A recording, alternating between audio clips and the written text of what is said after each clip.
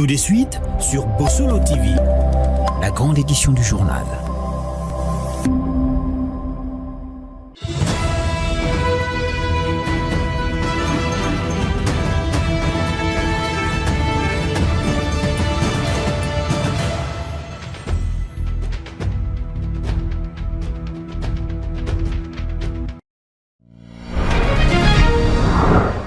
À la une de l'actualité, 30 juin 1960, 30 juin 2025, la République démocratique du Congo célèbre ses 65 ans d'indépendance. Aucune manifestation solennelle n'a été prévue ni organisée, mais l'allocution du chef de l'État Félix Tshisekedi a été au rendez-vous, abordant bien sûr plusieurs points. Pour le chef de l'État congolais, l'indépendance que nous commémorons aujourd'hui n'est pas seulement une conquête du passé, mais elle est surtout un cap vers l'avenir.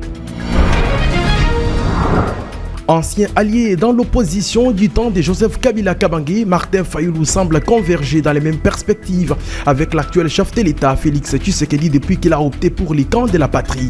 L'opposant Martin Fayulu a pris acte de l'accord signé le 27 juin 2025 à Washington entre Kinshasa et Kigali sous la médiation américaine, tout en appelant à un dialogue national inclusif pour faire face aux causes profondes de la crise congolaise.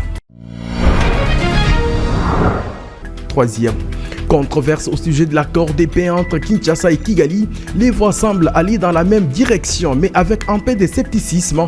Plusieurs croient que l'accord de paix va amener la RDC à retrouver sa paix durable dans sa partie orientale. Mais la vigilance doit être démise. C'est le cas de l'opposant Jean-Marc Kabound, Moïse Katumbi et Denis Mukwege. Et c'est tout pour les titres, mesdames et messieurs. Bienvenue dans cette édition du journal. Lundi 30 juin 2025, je vous retrouve pour vous informer, comme annoncé au sommaire dans ce message à la nation. C'est 30 juin 2025 qui est un jour de l'indépendance de la République démocratique du Congo. Le chef de l'État a tenu à dissiper tout malentendu sur l'accord signé entre la République démocratique du Congo et les Rwandais. Félix Tshisekedi a précisé qu'aucun minerai ne sera bradé et que cet accord rassure l'intégrité du territoire national. Écoutez ici les reportages de Ben Israël Touba. Dans son allocution à l'occasion du 65e anniversaire de l'indépendance de la République démocratique du Congo, le président Félix Tshisekedi a rendu hommage aux pères fondateurs de la démocratie, dont Patrice Emery Lumumba et les autres, ayant enduré pour qu'en ces jours, la République démocratique du Congo totalise ses 65 ans d'existence. Le chef de l'État a salué la détermination de la sous-région dans la recherche de la paix dans l'est de la RDC à travers les différents processus, dont celui de la CAC, l'Union africaine, en passant par Doha jusqu'à celui de Washington. Pour Félix Tshisekedi, cet accord augure une ère nouvelle. L'accord signé à Washington ouvre des perspectives inédites. Il augure une ère de paix durable, de coopération régionale et de prospérité partagée. Il nous engage à reconstruire nos communautés, à revitaliser nos économies et à restaurer la dignité de chaque Congolais. Mais cette paix, aussi précieuse soit-elle, reste fragile. Elle exige de nous tous, gouvernements, citoyens, partenaires internationaux, un engagement indéfectible pour sa consolidation. Alors que le millier de Congolais s'interrogent sur les contenus de l'accord signé à Washington, Félix Tshisekedi tient à préciser. Les ressources de la République démocratique du Congo ne seront jamais bradées ni livrées à des intérêts obscurs. Elles bénéficieront avant tout au peuple congolais. Aucun compromis ne sera toléré. Pour Félix Tshisekedi, l'accord signé n'est pas un simple document comme d'aucuns l'entendent, mais la résilience totale avec l'insécurité dans l'est du pays. Cet accord n'est pas seulement un document. Il est une promesse de paix pour les populations de Goma, Bukavu, Rutshuru, Masisi, Nyiragongo, Lubero, Ituri, et de toutes les localités martyrisées par la guerre. Ce processus diplomatique s'articule également avec les discussions en cours à Doha, au Qatar. Notre ambition reste sans équivoque rétablir pleinement l'autorité de l'État sur l'ensemble du territoire national et œuvrer à l'instauration d'une paix réelle, durable et partagée dans toute la sous-région. Dans la même perspective, le chef de l'État a évoqué les inondations suite aux désastres environnementaux dont traverse la RDC. Le président de la République a aussi épinglé la question du civisme et aussi ce patriotique en vue d'un Congo uni et prospère. Je l'ai également signifié au sommaire, saluant l'accord de paix signé à Washington entre la République démocratique du Congo et le Rwanda. L'opposant Martin Fayulu a insisté sur l'unité et la cohésion nationale. Cet appel a été lancé ce lundi 30 juin 2025 à l'occasion du 65e anniversaire de l'indépendance de la République démocratique du Congo. Une fois de plus, Ben Israël Ntumba a suivi de près cet événement. Figure emblématique de l'opposition congolaise, l'opposant Martin Fayulu, alors du discours prononcé à l'occasion du 65e anniversaire de l'indépendance de la RDC, évoquait plusieurs cas d'insécurité qui regorgent la RDC de l'Est à l'Ouest. Notre pays est aujourd'hui menacé dans son intégrité même. Plus de 100 localités, y compris des villes majeures comme Goma et Bukavu, sont tombées entre les mains des groupes armés. Le M23 et l'AFC, avec le soutien du Rwanda, terrorisent nos provinces du Kivu. Et dans les Bandundu, aux portes de Kinshasa, la milice Mobondo fait régner la terreur. Ces atteintes à notre souveraineté ont plongé notre pays dans une crise humanitaire d'une ampleur sans précédent. Cette situation, selon Martin Fayulu, ne peut justifier les rejets de la gouvernance des dirigeants actuels ni faire fuir leurs responsabilités. Il en appelle donc au sursaut patriotique et au dialogue tel qu'initié par la CENCO et l'ECC. Il est temps de répondre à l'appel de la patrie, pas à celui des intérêts égoïstes.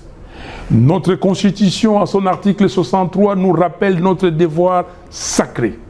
Tout Congolais a les droits et les devoirs sacrés de défendre le pays et son intégrité territoriale en cas de menace ou d'agression extérieure. Cet appel dépasse aujourd'hui les cadres juridiques. C'est une exigence morale, un impératif historique. Abordant la question de la signature de l'accord de paix entre la République démocratique du Congo et le Rwanda, Martin Fayulu a salué cet acte, a invité les partenaires internationaux de la RDC à régler la question des FDLR, non pas à travers les processus en cours, mais en passant par la résolution 2777 du Conseil supérieur des Nations Unies. Cet accord, bien que perfectible, peut représenter une opportunité de faire taire les armes et de créer les conditions d'un apaisement durable. Nous appelons nos partenaires internationaux à faire respecter la résolution 2773 du Conseil de sécurité des Nations Unies, à régler la question des FDLR qui ne doit pas être indéfiniment imputée au Congo. Fayulu a également insisté sur la cohésion nationale, l'unité et la réconciliation à travers les processus de Kinshasa dont il se proclame la paternité. Après la signature de l'accord de paix entre la RDC et le Rwanda, plusieurs interprétations sont faites dans tous les sens. La patronne de la diplomatie congolaise, Madame Thérèse Kaikwamba Atenu, a expliqué certains piliers de cet accord, dont le désengagement des troupes rwandaises et la neutralisation des FDLR, les retombées attendues de l'accord de paix. Suivez ici la patronne de la diplomatie congolaise dans cet extrait choisi pour vous par la rédaction. L'accord est très clair. Quand il s'agit de la question du désengagement des forces, l'accord se réfère au CONOPS, au concept d'opération, qui a deux volets principaux dont l'exécution doit se faire de manière concomitante. Le premier volet, et ces deux volets prennent en compte les préoccupations sécuritaires des deux pays, de la République démocratique du Congo et du Rwanda. Le premier volet, c'est le désengagement des forces, à savoir les forces armées rwandaises qui sont sur le territoire congolais. Et le deuxième volet, la neutralisation des FDLR. Donc la préoccupation principale en termes de sécurité du Rwanda. Et l'accord est très clair là-dessus. Il parle justement du CONOPS comme la boussole, si vous voulez, pour ces questions de désengagement des forces et de neutralisation des FDLR. Et le CONOPS est un document extrêmement détaillé, justement, qui explique de manière très minutieuse comment procéder justement à ce désengagement des forces et à cette neutralisation, et comment aussi en assurer la concomitance pour que les préoccupations des deux pays soient prises en compte de manière constante. En termes de retombées, je veux surtout mettre le focus sur le rétablissement de l'autorité de l'État. Je veux mettre le focus sur le départ de troupes étrangères qui n'auraient jamais dû être en République démocratique du Congo. Je veux mettre l'accent sur la question aussi de l'accès humanitaire. Ce que nous vivons à Goma, à Bukavu, à Walikale, à Masisi, à Rutshuru, c'est une situation qui a duré bien trop longtemps. Une insécurité qui a rendu l'accès humanitaire extrêmement difficile, qui a plongé des millions de Congolais dans des situations volatiles, dans des situations d'insécurité alimentaire, de déplacement forcé. Et donc ce sont les retombées très concrètes et très tangibles auxquelles nous nous attendons à travers cet accord qui entre en vigueur dès sa signature, à savoir dès maintenant. Tout à fait. Le respect de l'intégrité territoriale, c'est un des piliers de la coexistence pacifique entre les États.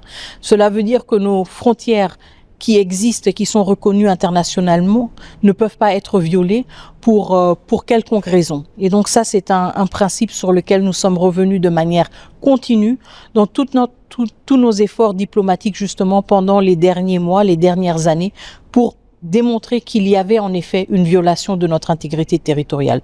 Le deuxième point, là où il s'agit justement de cette intégration conditionnelle et d'éventuels membres ou ex-membres de groupes armés, il est très important d'entrer dans le détail de l'accord qui parle justement du fait que l'intégration, si intégration il y aura, se fera au cas par cas.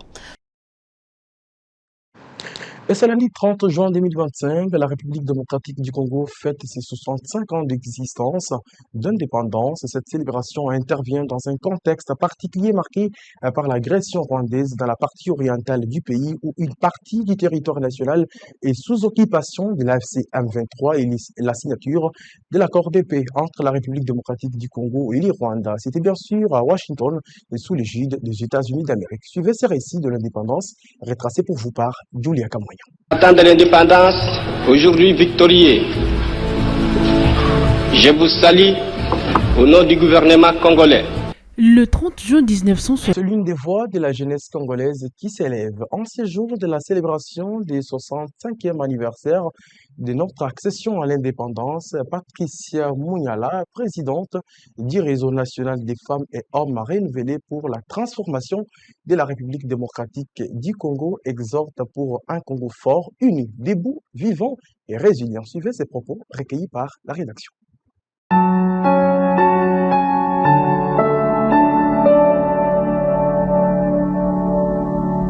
65 ans d'indépendance de la RDC.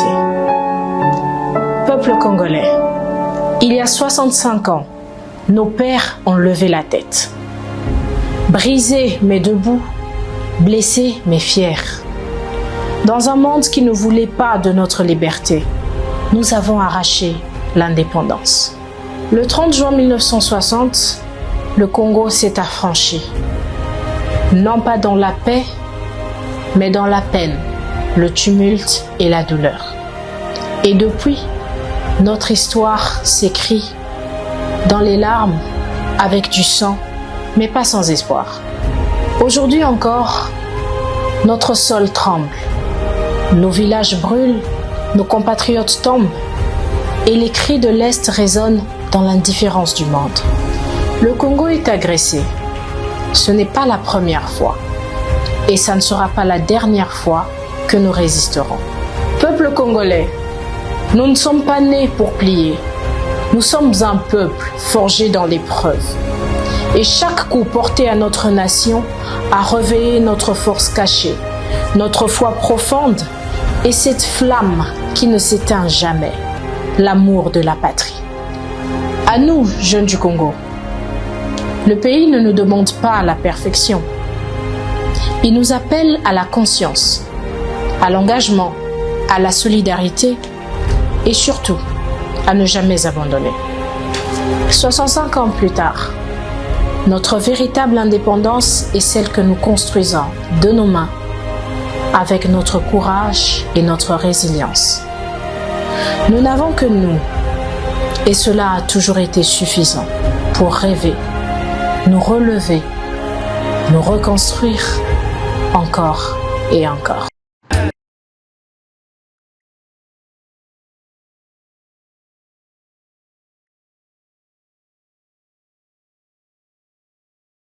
Parce que nous parlons de l'indépendance de la République démocratique du Congo, mais également l'accord qui a été signé à Washington entre la République démocratique du Congo et le Rwanda. Je reçois pour vous sur ce plateau le député national Willy Michiki, à qui je dis bonsoir.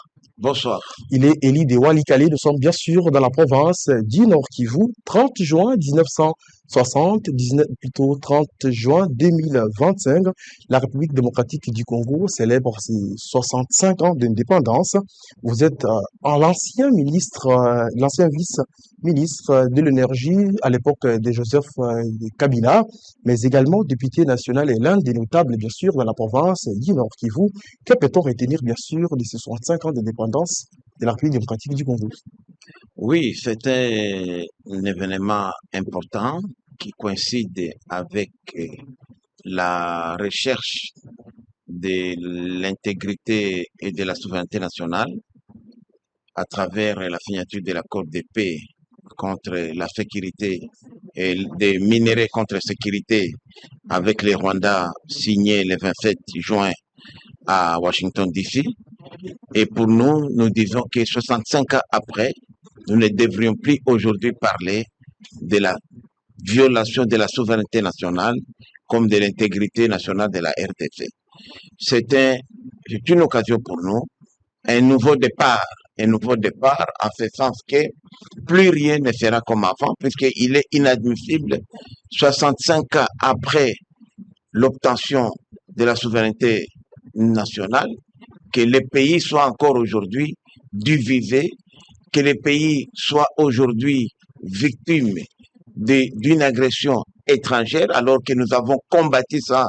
Il y a des compatriotes, les martyrs de l'indépendance, qui ont versé leur sang pour que ce pays retrouve son indépendance. Et on ne peut pas parler de l'indépendance si le pays est encore agressé.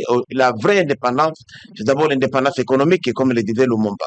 Et aujourd'hui, nous avons salué cette initiative qui a été prise par le chef de l'État et qui a réussi aujourd'hui à aboutir à cet accord où nous avons suivi les médiateurs américains s'impliquer et lancer même des menaces sévères à toute partie qui violeraient cet accord, puisque c'est pourquoi nous disons que la célébration du 65e anniversaire de l'accession de notre indépendance est un événement majeur, puisque ça coïncide aussi avec la fin des hostilités, avec la fin de la guerre. Bien sûr, nous allons aborder la question de la signature de l'accord entre Kinshasa et Kigali en profondeur. Mais revenons un peu sur l'indépendance de la République démocratique du Congo. Quelle image gardez-vous, bien sûr, de père de l'indépendance de la République démocratique du Congo? D'abord, la première leçon que je tire de cet événement important, c'est d'abord les acteurs politiques de l'époque. Vous allez constater que tous les acteurs politiques n'avaient pas la même vision. La preuve, lorsqu'il y a eu le discours de l'indépendance à l'arrivée du roi Baudouin, on a constaté que Lumumba, à l'époque, avait une longueur d'avance, puisque dans les jours de la présentation d'ailleurs, les jours de la cérémonie, il n'était pas prévu que Lumumba prenne parole.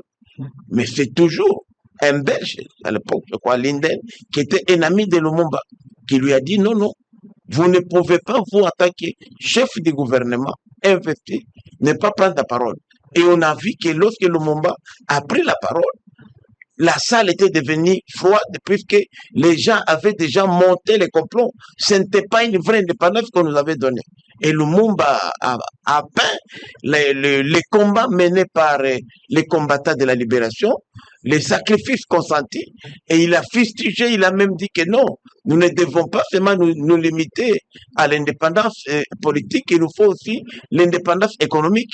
Et c'est comme ça que même Lumumba à l'époque n'était pas compris, mais plus tard, on a donné raison à Lumumba. C'est une ère nouvelle que nous commençons aujourd'hui, et quels que soient les différents, quelles que soient les différentes divisions qui étaient dans la classe politique, aujourd'hui, les Congolais et les Congolaises devraient être unis autour de cet accord.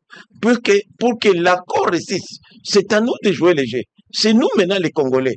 Puisque l'Amérique a fait ses pas, l'Amérique nous a accompagnés, l'accord est là, est clair comme de l'eau limpide. Tout, on a tout prévu, même les mécanismes conjoints de vérification, mécanismes conjoints de sécurité, on a réaffirmé plusieurs fois le respect de l'intégrité territoriale, non seulement de la RDC, mais aussi du Rwanda. Pour moi, sincèrement, c'est une nouvelle indépendance que nous venons d'acquérir, puisque nous ne pourrions plus parler d'un État indépendant alors qu'il y avait une partie du territoire qui n'était pas sous l'administration du pouvoir central. Parce que vous avez évoqué bien sûr la question de l'unité nationale, la cohésion nationale, camp de la patrie, qu'évoque tout le temps bien sûr l'opposant Martin Fayulu. Alors nous savons très bien qu'un Congolais qui est né en 1960, aujourd'hui il totalise 65 ans d'âge. Quel héritage, quel comportement, quelle attitude les Congolais devraient avoir pour parler de son pays au-delà des frontières nationales? Je dois être sincère pour dire que lorsque je fais le bilan des 65 ans de gestion des Congolais de leur pays, c'est une gestion calamiteuse. Quand je prends aujourd'hui, nous avons tous voulu l'indépendance pour que nous puissions sortir du joug colonial. Mais qu'est-ce que nous constatons même sur le plan économique? Savez-vous que même sur le plan économique, nous avons aujourd'hui, avant 60, on pouvait démarrer une voiture VW, Volkswagen, une voiture basse, ici à Kinshasa. Vous allez vous passer par les Kouilou, par les Kasaï, et vous êtes à Elisabethville, à Lumbashi. Dans ces pays, on pouvait aller avec le véhicule jusqu'à Bangui. Vous venez vous arrivez au pont de Nord-Bangui, là, vous traversez. Donc, ce sont des choses qui ne peuvent pas se faire, alors que c'est nous qui gérons le pays. Nous ne devons pas être fiers de nous-mêmes. Nous devons nous dire des choses en face que nous avons mal géré le pays. L'héritage qu'on nous a laissé, nous ne l'avons pas bien géré. Notre armée, la police, la sécurité, elle n'est plus. À l'époque, avant l'indépendance, les gens, même, on a l'impression que même Van Bilsen, on lui donne raison aujourd'hui, qui disait qu'il fallait 30 ans après pour donner l'indépendance aux Congolais. Donc, aujourd'hui, nous devons inventer aujourd'hui un Congo nouveau. Nous devons penser aujourd'hui à ce que le pays ici nous appartient. C'est nous. Nous devons mettre de côté tout ce qui c'est. Pourquoi même, moi je ne parle plus de camp de la patrie. Il n'y aura qu'un seul camp, le camp de la patrie. Avant bien sûr de boucler bien évidemment le chapitre de l'indépendance de la République démocratique du Congo, parce que vous insistez trop sur les camps de la patrie, que répondez-vous à ceux qui pensent, ou à ceux qui disent que rejoindre les camps de la patrie, c'est justement rejoindre les camps pour combattre pour ses intérêts égoïstes? Bon, d'abord, il faut d'abord faire la part des choses. Cet accord n'est pas une histoire de conservation du pouvoir, pas du tout. Lorsque vous voyez même l'accord, nulle part on parle du pouvoir de Tshisekedi et consort. Il faut aussi mettre en tête que Tshisekedi est venu, Tshisekedi partira. Parce qu'avant Tshisekedi, il y en avait d'autres chefs d'État. Et après lui, il y en a d'autres. La République démocratique du Congo des accords, peut-être que nous subirons des conséquences après son départ. Mais justement, c'est ce que moi j'ai dit, que les accords sont là. L'accord est là, avec ses annexes. C'est à nous maintenant de jouer les jeux. Puisque quand vous lisez cet accord-là, c'est un accord qui a pris en compte non seulement nos intérêts, mais les intérêts aussi du Rwanda. Donc, en réalité, et c'est comme ça que j'ai salué l'implication du président Trump lorsqu'il a dit que toute partie qui ne respecterait pas cet accord sera victime des sanctions de la part non seulement des États-Unis, mais de la communauté internationale. Puisque combattre la paix d'abord aujourd'hui, c'est une violation de la Charte des Nations Unies. Et lorsque vous voyez l'accord, puisqu'il y a des gens qui disent que non, c'est une façon aujourd'hui de brader les ressources naturelles, mais non, pas du tout, nulle part. Au contraire, on a dit là-bas dans l'accord, parce que les gens peut-être ils lisent à tort et à travers, qu'il faut respecter les ressources naturelles de chaque pays. Il faut que la stabilité revienne. Il faut que l'intégrité, on est revenu plusieurs fois sur le respect de l'intégrité et de la souveraineté nationale de la RDC. Alors, qu'est-ce qu'on peut dire encore de plus lorsqu'on nous dit qu'on doit promouvoir l'émergence économique de la région des Grands Lacs? Et c'est mauvais. Nous serons aussi bénéficiés de ça. Lorsqu'on nous demande, nous, de ne plus tenir des discours haineux, de la stigmatisation, mais c'est aussi de faits aujourd'hui qui ont fait partie du fait que le fait a été allumé. Et quel intérêt avons-nous aujourd'hui à continuer à rester dans la situation ancienne? Nous pensons que cet accord pour nous était vraiment un très bon départ, et c'est que nous remercions la vision du président Tshisekedi, puisque c'est pas facile aujourd'hui. Lorsque je vois l'homme le plus puissant du monde, qui est Donald Trump, il dit, il lui-même a demandé que ça soit fini. Il dit, I'm signing here invitation to President Tshisekedi. Il signe l'invitation du président Tshisekedi pour que le président Tshisekedi ne dise pas que non, je ne viendrai pas. Il signe l'invitation du président rwandais. Donc, un chef d'État est partout. On a vu au sommet de l'OTAN en Hollande. Il a vanté, il dit, je dois même avoir un prix Nobel. Et moi, je crois que le président Donald Trump mérite ce prix Nobel, puisqu'un conflit qui a duré 30 ans, il met fin. Et pour illustrer ça, que nous sommes dans les bons, on a donné le Conseil de sécurité des Nations Unies, à la demande des États-Unis, a donné l'ultimatum à l'AFC et M23 de ne plus exister comme mouvement. Au 15 juin, aller à Goma, AFC M23 sont devenus une société de gardiennage. C'est ici, dans ce pays. Donc, pour dire que malgré tout ce qu'ils disent là-bas, il y a quand même aujourd'hui un homme, Bush, une administration qui a décidé de nous accompagner. Et je sais qu'aucun pays ne pouvait faire ça. Tous ces pays amis africains, c'était complaisant. Des pays complaisants. Ils ne faisaient que jouer leurs cartes et tout ça. On distrait. Mais on a vu aujourd'hui un pays qui nous a accompagnés et qui a fait que cet accord est lié. Moi, je crois que cet accord est un accord historique. Je salue les efforts diplomatiques du chef de l'État, du gouvernement souminois et l'ensemble du peuple congolais qui ont accompagné cet accord, parce qu'il n'était pas facile de convaincre l'administration américaine de nous suivre. Nous sommes gagnants. C'est vrai qu'il y a le Rwanda aussi est gagnant, puisque le Rwanda aussi dépensait beaucoup de ressources, comme nous autres aussi. Alors, vous êtes notable dans la province du Nord Kivu. Vous êtes également parlementaire. Partant des réalités bien évidemment vécues sur le terrain, la République démocratique du Congo a signé plusieurs accords pour résoudre la crise qui sévit dans la partie orientale de la République démocratique du Congo. Quelles sont les craintes que vous émettez bien évidemment de l'accord qui a été signé entre Kinshasa et Kigali au cas où il ne serait pas appliqué sur le terrain? Bon, d'abord, la première crainte aujourd'hui, il faudrait que rapidement, moi je souhaite, je suis député national, que cet accord, nous puissions convoquer une session extraordinaire au niveau de l'Assemblée nationale comme au niveau du Sénat pour l'endosser. Puisque lorsque nous ratifions l'accord, l'accord devient une loi chez nous. De façon que toute personne ou toute organisation qui se placerait, qui violerait cet accord, aurait violé la loi de la République. Ça, c'est un élément important, puisque attendre notre retour aux affaires, le 15 septembre, c'est presque 3 mois de maintenant, presque. Donc, on ne sait pas ce qui se serait passé dans les 3 mois. De deux, nous voudrions aussi qu'il ne faudrait pas chanter la victoire. C'est le peuple congolais qui a gagné. C'est la communauté internationale qui a gagné. J'ai même salué aujourd'hui certains leaders de l'opposition, notamment Martin Fayoulou, comme Moïse Katumbi, qui ont salué l'accord. Parce qu'aujourd'hui, ils n'ont pas d'autre choix que de ne pas saluer. Ce n'est pas un accord qui s'est gagné. C'est un accord du peuple congolais. Et je vous dis, je mets ma main à couper. Et c'est quoi les craintes? Non. C'est ça notre question. Les craintes aujourd'hui, c'est de croire que le Rwanda va nous envahir économiquement, va se servir de toutes nos ressources. Alors, c'est clair. C'est du donnant-donnant.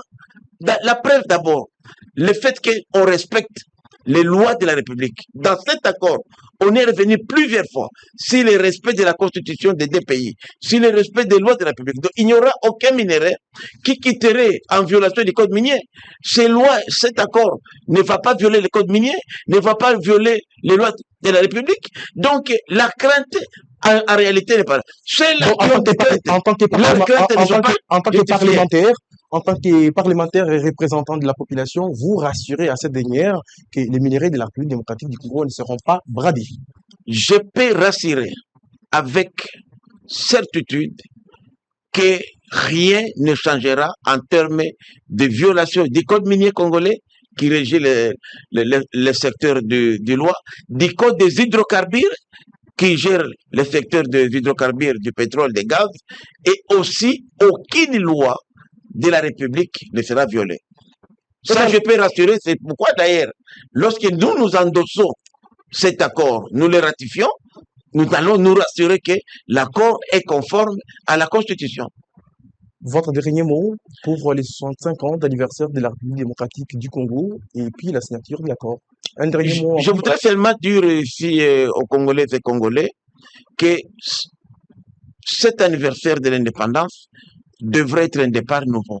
Nous devons mettre de côté tout ce qui nous divise à travers nos discours, à travers nos comportements et mettre d'abord l'intérêt supérieur de la nation de devant. Que ce soit nous les politiques, que ce soit vous les médias, que ce soit l'opinion, la population, nous devons considérer que la RDC est un patrimoine commun. C'est notre bébé que nous avons. Et nous n'avons pas besoin de nous diviser encore. Profitons de l'accompagnement de la communauté internationale qui vient de saluer cet accord pour que réellement la paix définitive revienne en RDC et que le peuple congolais ne soit plus aujourd'hui victime de tout ce que nous connaissons aujourd'hui, que le peuple congolais puisse bénéficier quand même des ressources naturelles que Dieu nous a données pour son développement harmonieux. Et voilà, je recevais pour vous sur ces plateaux Willy Michiki, il est député national élu de Walikale. Nous sommes bien sûr dans la province du Nord Kivu. Nous étions en train de décrypter sur les 65 ans d'indépendance de la République démocratique du Congo, mais également de l'accord de paix qui a été signé à Washington entre la République démocratique du Congo et les Rwandais. Nous poursuivons ce journal avec ces communiqués des différentes institutions, messages de vœux à l'occasion du 65e anniversaire de l'indépendance de la République démocratique du Congo.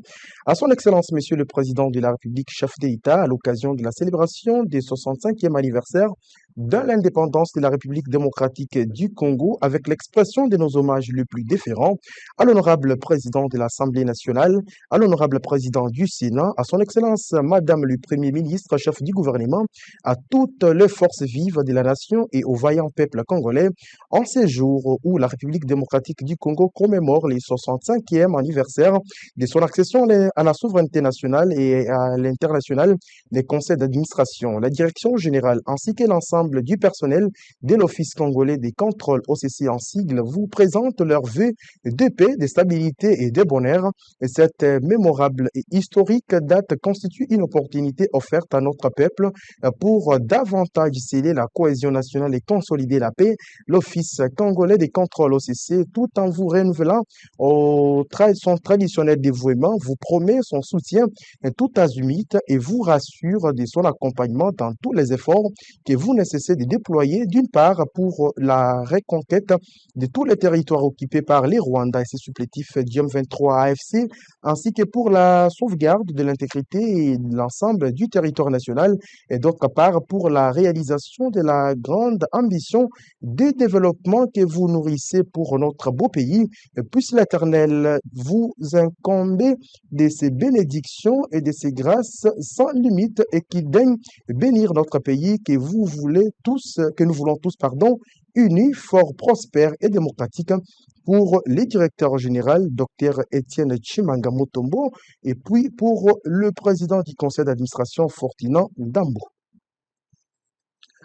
Et de l'autre côté, nous prenons un autre message de vœux à son Excellence, Monsieur le Président de la République, à l'occasion du 65e anniversaire de l'indépendance de la République démocratique du Congo. C'est un message de la DGRK à l'occasion des festivités du 65e anniversaire de l'indépendance de notre pays, la République démocratique du Congo. L'ensemble du personnel de la Direction générale des recettes de Kinshasa, DGRK en cycle, et moi-même avons l'insigne honneur de vous souhaiter une bonne célébration de cette journée historique marquant la liberté et l'unité de notre grande nation dont l'intégrité sécurité territoriale reste votre cheval de bataille. Toute la communauté de la régie provinciale de Kinshasa vous félicite pour les efforts inlassables que vous fournissez en vue de restaurer la paix sur toute l'étendue du territoire national, de reconstruire et de moderniser la République démocratique du Congo. Que l'Éternel Dieu Tout-Puissant puisse continuer à vous entourer de sa sainte protection et vous doter de sa sagesse en vue de continuer à assumer pleinement vos responsabilités et charges pour un Congo émergent. Qui vive la République démocratique du Congo, vive l'indépendance. Bonne fête, signé par Bitalo Moko, directeur provincial de la DGRK. Et les partis politiques agissant pour la République ARP, cher à Guy Lando Mboyo, a été le week-end dernier en matinée politique au stade Vélodrome de Kintambo devant 2 milliers de militants et cadres figures emblématiques du parti, a exprimé son soutien indéfectible au président de la République, Félix-Antoine Tshisekedi Tshilombo, tout en saluant ainsi la signature de l'accord de paix à Washington entre la RDC et le Rwanda.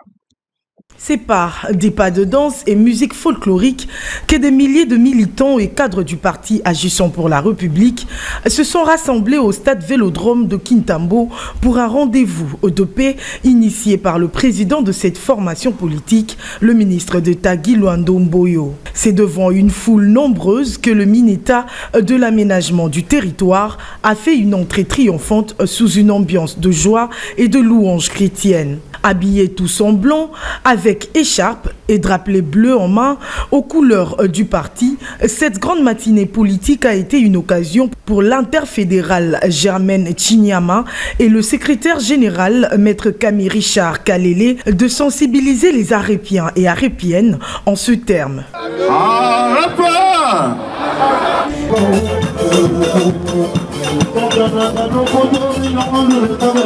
Fervent croyant, Guy Lando a lui-même conduit le moment de prière et d'adoration nommé « Rendons grâce à Dieu pour la paix en RDC ». Nous allons célébrer Kimia.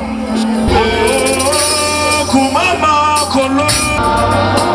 la paix pour notre pays. Dans son discours, le président de la REP a salué la signature de l'accord de paix entre la RDC et le Rwanda à Washington, fruit d'une diplomatie agissante menée par le président de la République, Félix Tshisekedi.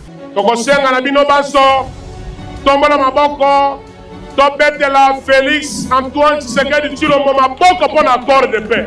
C'est un moment historique. Maman premier ministre Nabiso Souminwa Judith Poyenda Zokamba gouvernement tobetela yebe maboko makasi. Pe asuka tobetela oye moko président bengaki héroïne Maman Thérèse Wagner oyo asali makambo na se ya vision ya Félix Antoine Tshisekedi Tshilombo pour accord wana arepe lobi boy. Dozi acte ya signature ya accord. Tokolandela poete makambo ezali na kati ya accord ezala respecté poete kimia ezonga na kati ya Congo. Le ministre de l'Aménagement du Territoire a réaffirmé son soutien à la première ministre Judith Suminwa et a félicité la ministre des Affaires étrangères Thérèse Kaikwamba tout en mettant en avant les avancées significatives de l'aménagement du territoire qui reste le troisième pilier du programme d'action du gouvernement. Alors, on quitte la capitale congolaise, nous sommes dans le nord-est de la RDC. Bilan de l'an premier de la nouvelle gouvernance à la tête de la province de la Chopo, devoir de redevabilité oblige, le gouverneur de province, Paulin Lendongolia Lebambunga, a rendu compte de son action devant les députés provinciaux et membres de son gouvernement, les autorités politico-administratives et la population venue nombreuse dans la salle de banquet des hôtes internationales. C'était bien sûr le samedi dernier, 28 juin 2025. Suivez. Le devoir de redevabilité amène donc le gouverneur de province, Paulin Lendongoli Alebabonga, à présenter les réalisations essentielles de sa première année de gestion. Ainsi, pour élever les défis liés au premier palier de son programme Chopo Mosala, Paulin Lendongoli Alebabonga dresse le bilan suivant de ses actions. L'amélioration et le maintien de la stabilité institutionnelle entre l'exécutif provincial et l'Assemblée provinciale. la dotation de 5 véhicules de fonction aux membres du bureau de l'Assemblée provinciale de la Chopo. La dotation de 15 véhicules de fonction aux membres du gouvernement provincial et au cadre du cabinet du gouverneur des provinces. L'appui à l'acheminement des mobiliers destinés à la salle de plénière de l'Assemblée provinciale de la Chopo. Les paiements réguliers et la majoration au double de la dotation de fonctionnement allouée à l'Assemblée provinciale, soit de 100 millions de francs congolais à 200 millions de francs congolais le mois, soit un total annuel de 2 647 173 062 francs congolais, y compris des interventions ponctuelles. L'appui financier et logistique conséquent au service de l'ordre et de sécurité ou l'organisation de patrouilles, la traque et la neutralisation des forces miliciennes, rétractaires, des criminels et des voleurs à main armée qui sèment la terreur et l'insécurité dans la province de la Chopo. L'appui à l'organisation des audiences foraines, la prise en charge des soins et des frais d'hospitalisation de certaines victimes des cas de banditisme urbain et la contribution substantielle à l'organisation des obsèques de victimes des cas de meurtre. À noter que ces réalisations et toutes les autres de l'an 1 du gouverneur Paulin Ndongoli à Babonga sont intervenues en dépit des aléas et vicissitudes créées par la conjoncture sécuritaire, marquée notamment par la guerre d'agression et des convoitises imposées par le Rwanda et ses affidés de l'AFC M23 et un climat sécuritaire délétère qu'a connu la ville de Kisangani du fait du conflit Mbolé-Lengola.